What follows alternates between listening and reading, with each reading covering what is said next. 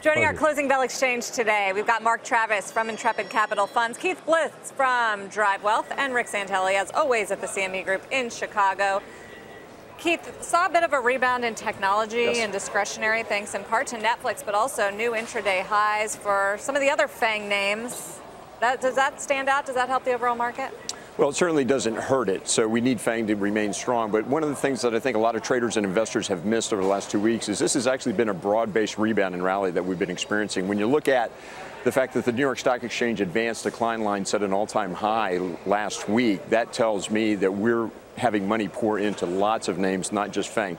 It is true in the beginning of the year we saw FANG really leading the rally, but now if you take a look at not only the NASDAQ, but broadly across the Dow, broadly across the S&P, the Russell is back to approaching its all-time intraday high around 1708 plus. And bear in mind that with the Dow and the S&P now approaching those all-time highs that they set back in January 26, this is the movement of a lot of names underneath it. So it is true we need the FANG stocks to remain strong, and I think they will remain strong. Tech is supposed to be one of the best performers in this quarter's earnings season, but I think investors need to bear in mind that there's a lot of money pouring into U.S. equities, even if the volumes don't necessarily show it here during the summer season. Mark, your take on the Powell testimony? I mean, it helped the market, didn't it?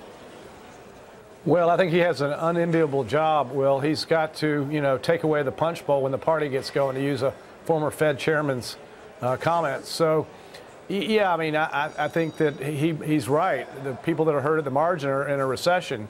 So if he drives us off the cliff into a recession, it's not going to help people at the margin. But so far, it's been pretty gradual in all ways. But the spread is getting tighter between the 2 and the 10.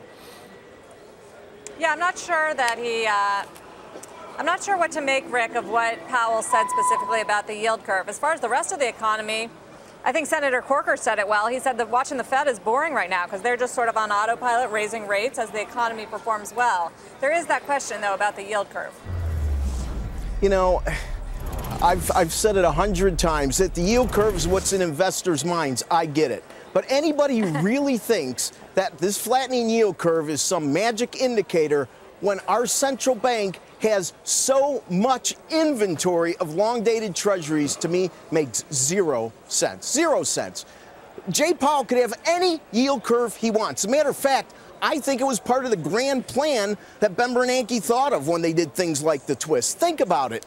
Right now, they are raising rates, and they're not looking at long rates shooting up because of their inventory, which over time is going to be let out. So over time, they've actually been able to manage this, and maybe every signal's backwards. Maybe now when we see steepening because the inventory runoff gets to a certain level and rises, that might be the indicator of recession. I just don't see it, and I think logic will prevail.